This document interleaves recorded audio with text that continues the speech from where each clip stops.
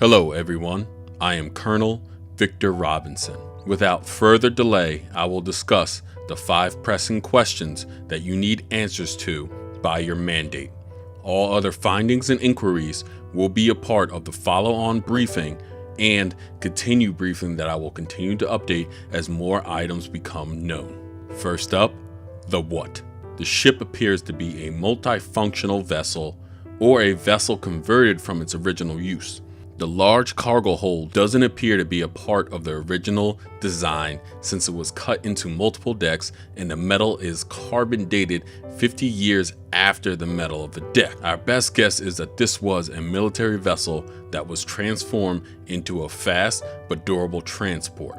The hull is lined with collapsible neutron armor, and it seems that any offensive weapons have been replaced with engines and power plants.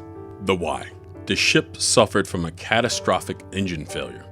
The cascading failure in the main engines was compounded by secondary damage to the power plant, life support, and other systems. The ship was not a victim of poor design and maintenance injury. The vessel had redundant systems up to 7 times redundant in some critical systems. The how. The ship was hit with projectile energy weapons. The level of energy needed to punch through that level of armor is staggering. That ship was created by a race roughly 1,000 years or more advanced than us. The race that attacked this race is between 100,000 and 2 million more years more advanced than us. The reason we determined that this was another race and not the same race that made the ship is the same reason why we don't put bow and arrows on our vessels. A vessel that can generate the energy needed to punch through 2 meters of collapsed armor is playing on a scale of energy much larger than the attacked vessel. The when. The metal used in the original construction of the ship is of unknown design and contains some unknown exotic elements which prevents an accurate assessment. We were able to determine the erosion from the water on the bottom of the ocean to determine the age of splashdown of the ship.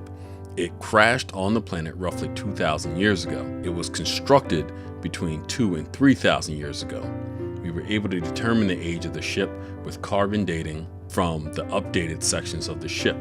They used steel and iron on those sections. In the realm of cosmic time, this happened minutes ago. The who.